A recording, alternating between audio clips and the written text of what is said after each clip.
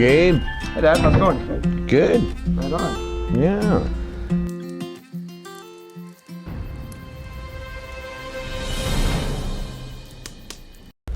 Well, we're here to talk about the latest Call of the Wild movie. I'm excited. Yeah, Harrison Ford and Buck the dog. How do you feel about an adventure beyond all maps? We could go, you and I, where no one's ever been before. See what's out there.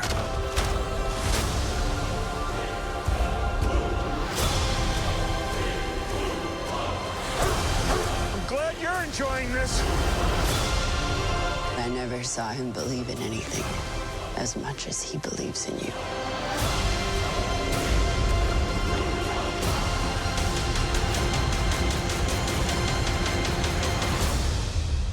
What do you say, Buck?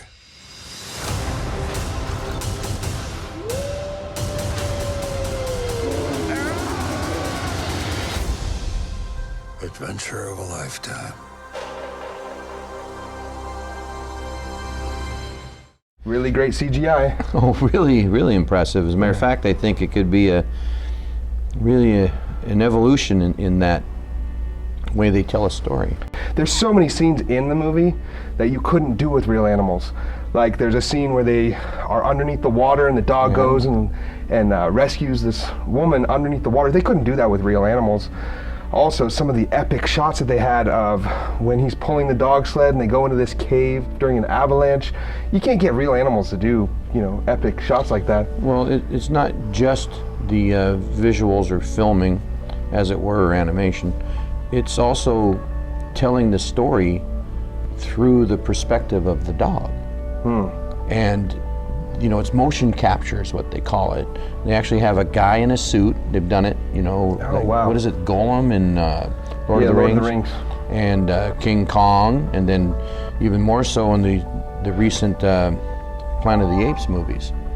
And that's actually an actor in a suit with little dots all over him, that they're filming him in the scene with the other actors. Wow. And then later on, they transpose it somehow through a computer, CGI. Right. And they are actually getting the emotional expressions on the faces. I knew they did that for like Avatar and things like that, where they get the dots on the faces. Yeah. I didn't know they did that for Buck though. Yeah, well, it's a guy in it. It's an actual. It's a name actor who's playing him. You can tell the emotions of the dog, Right. and actually all the animals, the whole dog sled team. Right. There's a whole scene that is him taking on the alpha dog, and he's rising up, and the other dogs are supporting him. You couldn't do that with real animals either. I mean, you get them to be in the right place and do certain things with training, but like the little subtle things with like their eye movements and their ears and the emotionality that comes through in that scene. Yeah, I think that it enhances the storytelling, which is the whole point of any movie, really, is to tell a good story. Absolutely. And I think it's an above average film. I highly enjoyed it. My 4-year-old son, Rowan, he loved it too. I asked him afterwards, he wants to see it again. Yeah. Did you like that movie, Call of the Wild? It's good for 4-year-olds, it's good for 65-year-olds. It crosses all generations, Well, it's a good story, the Klondike, Jack London. I think he wrote it in 1903. He only made $2,500 on that whole thing. Yeah, it first came out as a serial in the Saturday Evening Post. And then Macmillan and Company, the publisher, paid him $2,500 for it, and they published it in book form. And it's never been out of print since. Wow. So somebody made some money on that. Somebody. There's a bunch of movies. There's a 1923 silent version, and there's the Clark Gable version, 1935. I've seen that a couple times. I don't know how accurate it is to the story. And then there's the Charlton Heston version in 78. And a version I've been told about, but I haven't seen, Rutger Hauer. Richard Dreyfuss does the narration. 1997, I believe. Oh, really? I got to look it up because, I want to see how accurate to the real story. This one is fairly accurate. I mean, the Harrison Ford character, Jake Thornton, he narrates too. Right. But you're still kind of seeing the movie through the eyes of the dog. Right, the dog's the main character. Oh, big time. But he could not be broken. I don't know where you came from, but I know where you are now. Welcome to the last place on the earth. I should let him have a minute. Doesn't look like he's ever seen snow before. But it also something about the harshness or inhumanity of humanity is told, and the dog may be better off going out into the wild in the long run, because he's beaten by bad people.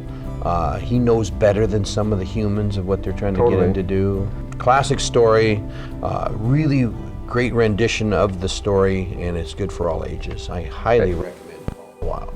Worth seeing in the theater because the cinematography is amazing. Like the landscapes of Alaska, it's just stunning, and there's so many cool visual things that they do with like the avalanche and going under the water and all the CGI. It's really beautiful, so definitely worth seeing on a big screen.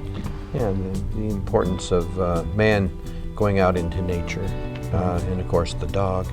The dog steals every scene he's in. Totally. You just fall in love with that guy. Oh yeah, yeah. You know, anybody who's owned a dog and can relate to the character of a dog, and well, brought me back to some old memories. I really, really enjoyed the film. Me too. Yeah. All right, well, we gotta do this again. Absolutely. Join us next time. We're gonna be reviewing A Fantastic Fungi?